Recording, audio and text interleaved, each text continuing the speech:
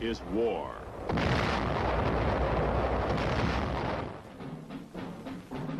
War and its masses. War and its men.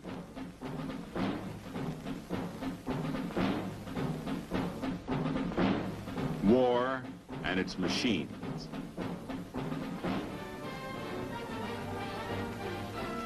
Together they form the big picture.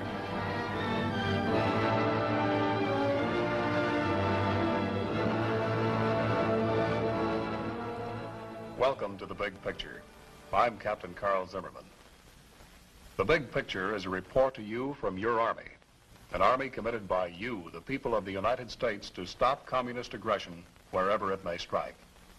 The Big Picture, during the next 13 weeks, will trace the course of events in the Korean campaign, with first-hand reports from our combat veterans and film taken by combat cameramen of the Army Signal Corps.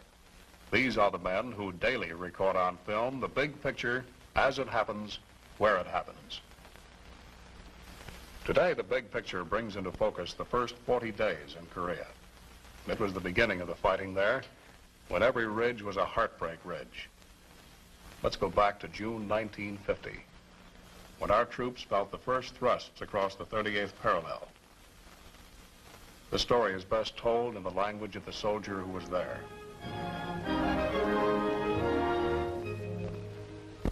This story is hard to tell, painful, because our outfit was in training a few weeks ago. Some of the boys who were with us aren't around anymore. They were good men, good soldiers. They had learned to fight, and they had the guts for fighting. But when it came, it was like a sock on the back of the head. Korea started rough. The first 40 days were a battle for time, with a handful of men against an army. Yes, they were good men, good soldiers. And no story of the Korean War can be told without saying first how well they fought against great odds.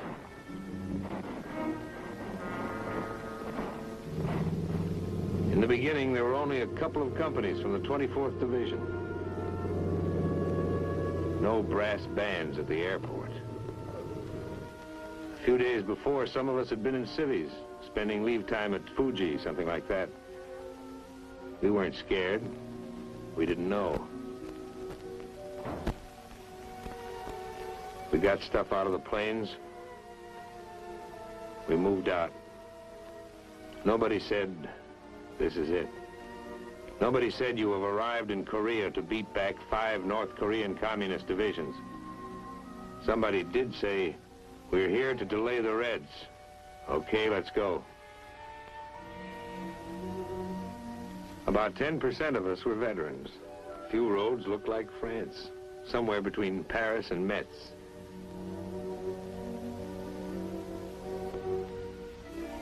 Mostly the soldiers were young, no battle experience. They smiled a lot. They made the whole lot of us look like good-natured Yanks, glad to see a new town. Now, some of these boys enlisted to travel. But whoever sees travel posters about Korea, relax, come to the land of the morning calm.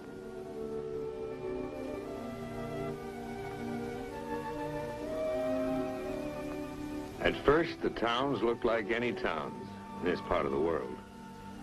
And the South Korean troops like any soldiers. You know, they worry about the same things and get tired. I mean, tired. We all wanted to ask, what was it like up there? What kind of fighting, terrain, tactics, guns? But as far as we were concerned, those Koreans couldn't talk. We were in a completely foreign country with no time to get acquainted.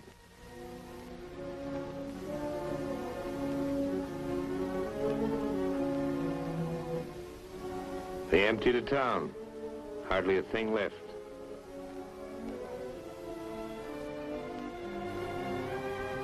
You couldn't buy anything, even if you had the time, which we didn't have. There are two ways of getting to know the terrain: walking over it and feeling how it was underneath. Underneath it was caked and sticky. The tools of a soldier's trade: a shovel and a gun. We had small stuff with us: machine guns, some howitzers.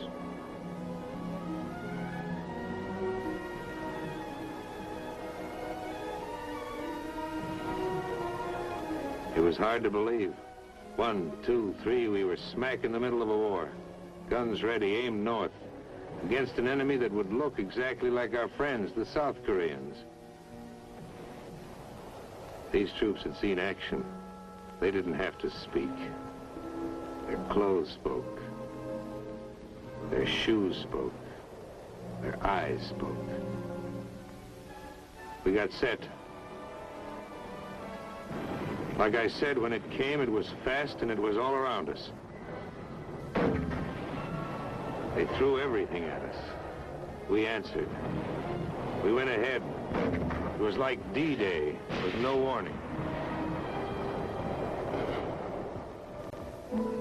Those kids, they became veterans overnight. Tough, hard, nervy.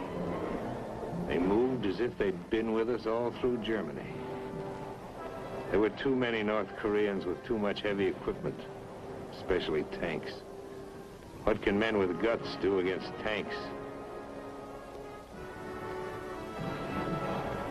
A bazooka was some defense, but there were too many tanks and too few bazookas.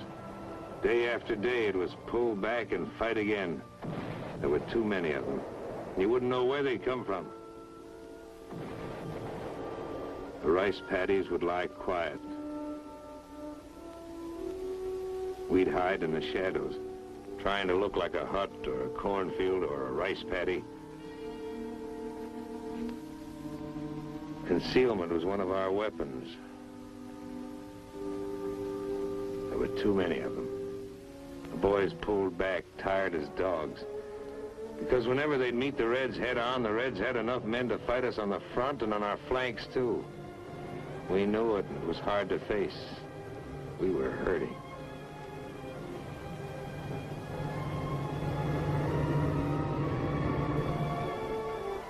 Kids would drag back so beat up they couldn't be expected to fight for at least several days.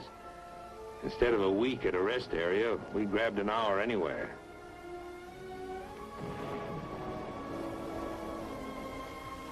Took a shower. Sat down. Lay down. Seemed like the greatest pleasure in life was to give the feet a chance to breathe.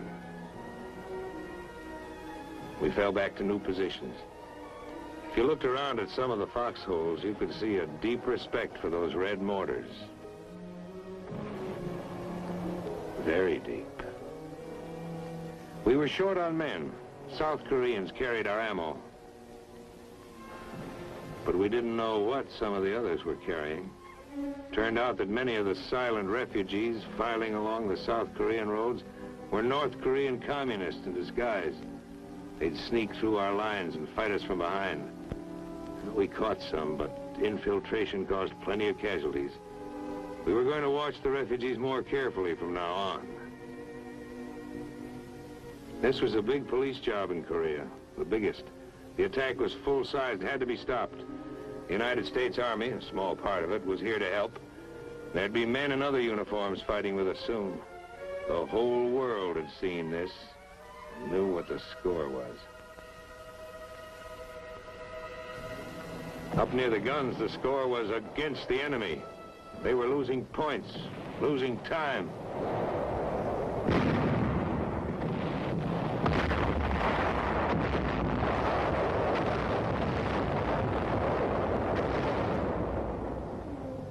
There were tough decisions, but we had leaders who could make them. General Walker and General Dean. Yes, our outfits were winning. They were holding back the enemy until help could arrive. We didn't feel it yet, but reinforcements were on the way. It takes time to pour a defense program into a small country with almost nothing. Not all the stuff can get there overnight. even in an age when we're used to things traveling 400 or 500 miles an hour.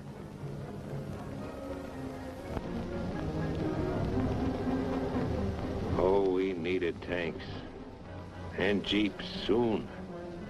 If some of the boys at the front could have heard the winches grind at the port, that would have been sweet music.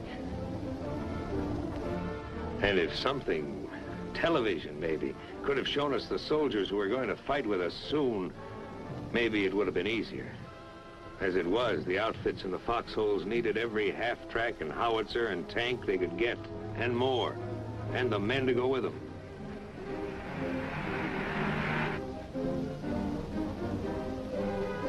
Yes, our mission in the lines was delay. Delay the Red Drive in Korea. Delay it so we could get jeeps. Delay it so we could get weapons carriers and weapons and more ammo. Get it to us, men and equipment, wet or dry.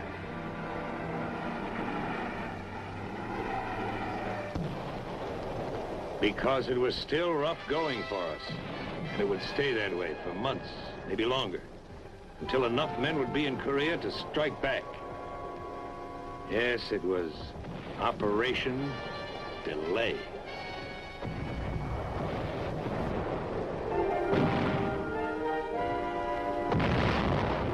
Ammo was precious. One field artillery battalion against 40 tanks. We'd hold them off for a few hours in a blasting frontal attack. The Reds would envelop us on both flanks. Always trouble up ahead and trouble on the sides.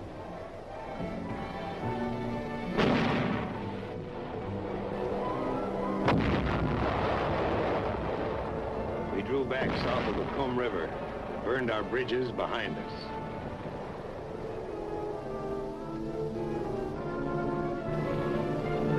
People in big cities like Pittsburgh are bothered by smoke. Now, this smoke was black, but it didn't bother us a bit.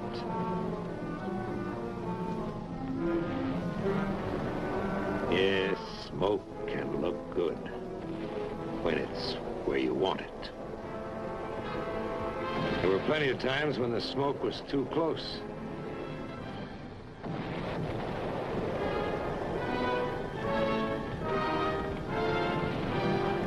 Got in your eyes, so you couldn't see anything. You can take a lot, but when your buddies get hit, it hits you inside. Nobody says much, just so-and-so got it. Or so-and-so has been evacuated, he'll be okay. Or so-and-so's been evacuated. Back of us, units from the 25th Infantry Division and the 1st Cavalry Division were unloading now, with baggage. All of it first class, urgent. The tanks were light jobs. They sped north where they were most needed. Smaller than the Russian monsters, but still a wonderful sight. Nothing was too good for a tank in this territory. The boys treated them like babies. They went over them from top to bottom, called them pet names. They cleaned them up better than for inspection. That's cleaning. Their tanks had heavier armor. In a duel, that was their advantage. But our advantage was some fine sharpshooters.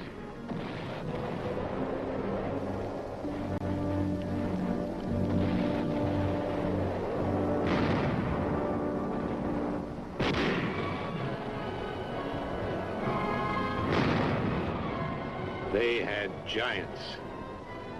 We had giant killers.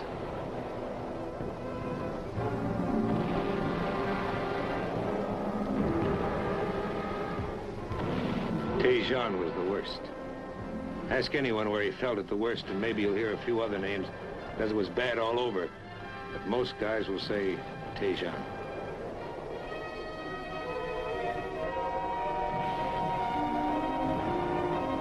Some places we were just outnumbered. But in Tejon, we were outnumbered, outgunned, out-tanked, and outflanked.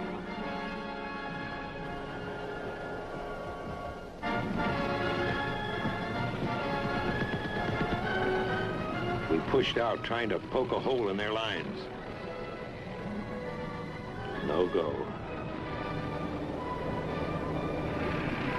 We tried another direction. But at the end of every road leading out of Tejon, there were thousands of North Korean troops, plenty of T-34 tanks. It got kind of confusing. There was one hot day, 100 degrees, where we just sat. There was no place to go. It was war, not the way it is in the movies. We were all tired, including General Dean. Flank attacks had cut every escape route. We gassed up, ready for a move. We were supposed to hold this hot town for 2 days. We held it for 3. It was get out or be trapped in Tejon. We got out. We fought our way out. General Dean stayed behind. He may still be there.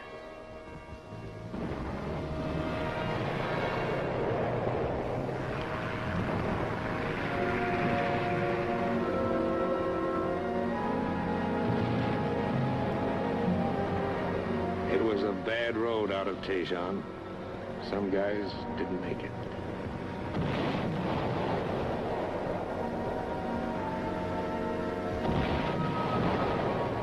Tejon was burning. A dead town.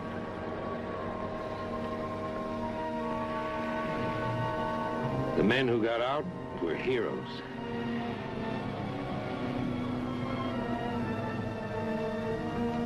The men who didn't get out they were heroes. There's no better word.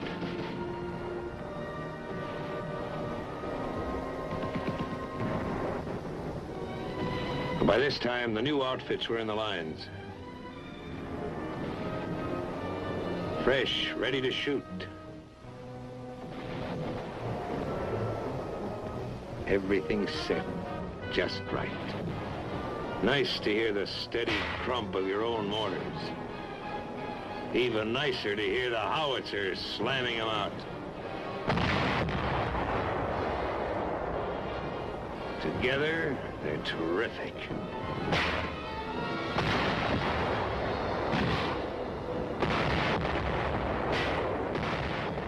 Our morale went up 5,000%. We had some pressure now. We turned it on and forced a victory. At a time like this, frontline chow tasted better than pheasant under glass.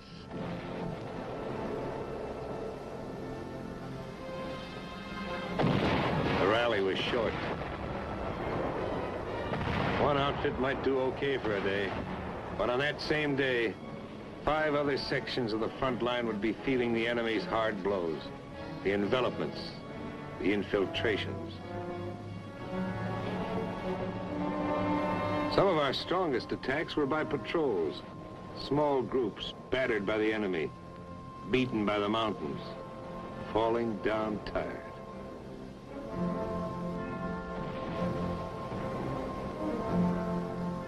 After climbing over half a dozen mountains, it made you more tired just to look at them. Felt like the bear who went over the mountain and saw another mountain. Getting anywhere in Korea was back-breaking work. You did it the Korean way, slowly. You were the bulldozer. No push-pull, click-click up here to throw a bridge across a stream in 4 or 5 hours. Every rock added up. Even the little ones. You worked 2-3 days to put an outfit on the other side of a stream.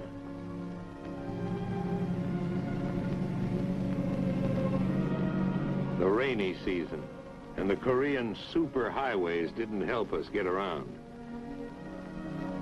Wherever we went, we built our way. It was no good having any drag with the engineers. They had their own troubles. You were the engineers. In this battle, you did everything. Build, fight, hold, pull back, and destroy. Whenever we were about to leave a place, we planted it carefully. TNT. Planted it not deep, just deep enough so it would come up the way we wanted it to. The better you plant it, the better it comes up. A second story job. This kind of gardening went on quite frequently. Very relaxing work. We were going to stall them up and down the whole front.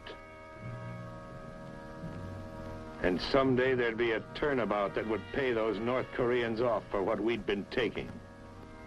And then we might have to put back all these bridges.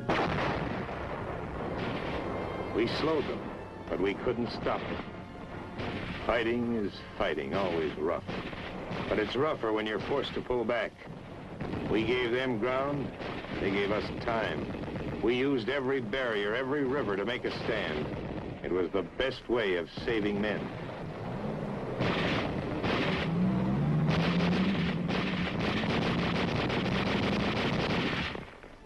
They beat us back to the Naktong, but we got there early enough to make it across. The Naktong was a pretty useful river. No king ever had a moat around his castle so wide and protecting. It felt like a new division was in the lines.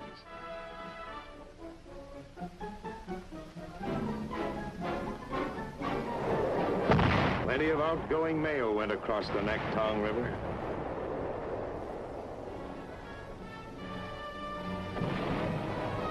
If you've seen combat, you know what it is to have a line, a place to fight from. Well, for the first time in this Korean business, we had something we could call a line.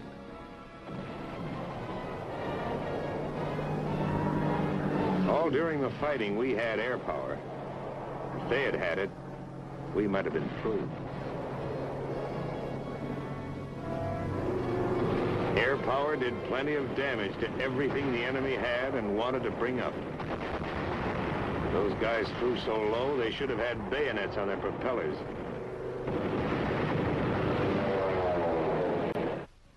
In a corner of Korea, a little bigger than a beachhead, we dug in, built a village of foxholes. Only here you couldn't dig too deep on account of the rocks. On this beachhead, a lot of the boys who flew in at the beginning were still around, still smiling. There's waiting in every war. Time to find out where you were, how you were doing. We faced the enemy. We faced ourselves. Our enemies were fanatics. We were believers in one faith, that men can live together peacefully, thinking, feeling, worshiping, each in his own way.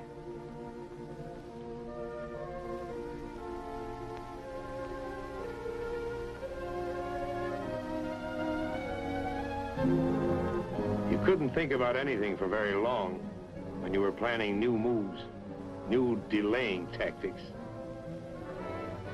We pulled down the bridges. We wrecked the roads. The steep hills around us were rugged. We made them more rugged for the enemy. Beyond our foxholes, we unwound some vines of our own with thorns. And beyond the tight ring of our perimeter, the enemy closed in, pushing us hard, threatening the death blow that would throw us back into the sea. How long could we hold? How long? The battle hung in the balance. And then swung to us. A great force reached Korea in a new strategy that gave the North Korean army a battle from three sides at once.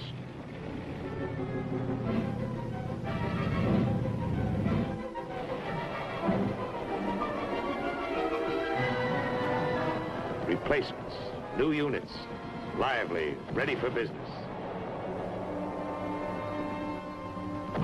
They stole along the hills, slipped up the ridges, looking for a soft spot in the enemy's hard shell.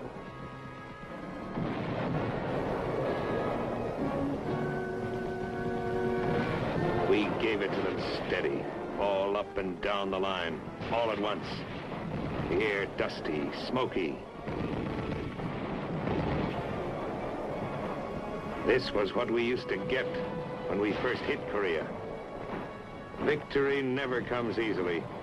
You have to be in a fight to see how tough it is. See how in an attack, guys stumble back, needing others to look after them. Always plenty of trouble. It takes men and machines to knock out a strong enemy. And as you go forward, you can expect to lose some of those who start out with you. Yes, some went back, their feet heavy, their steps slow.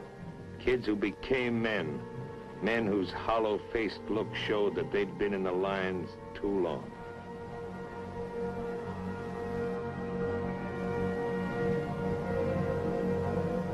You can't count on a straight road to victory. Sometimes it winds, goes down, goes up. Sometimes you're forced to detour. You could pick out the new troops. They walk different. Another outfit. But once over, they were like the fellas in our outfit when we landed. The same smiling Yanks, making the best of everything. And a little better than that. We battled for time in Korea, and won. We had the right men. Good men. Good soldiers.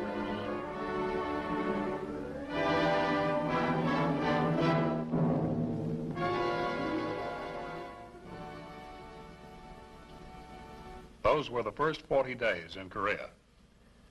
We took our losses, regrouped, and gained new strength in the Pusan perimeter. We held that ground despite many determined efforts to throw us back into the sea. Those North Koreans were yet to feel the strength of the 8th Army, an army that proved to be the greatest the world has yet seen. Next week, the big picture will show the turning of the tide. You'll see the fight to hold on to that Pusan perimeter. You'll see how our troops received air support from our carriers, the invasion of Walmy, and the march on Seoul. And you'll hear another report from a combat veteran who saw, as it happened, a part of the big picture. This is Captain Carl Zimmerman, inviting you to be with us then.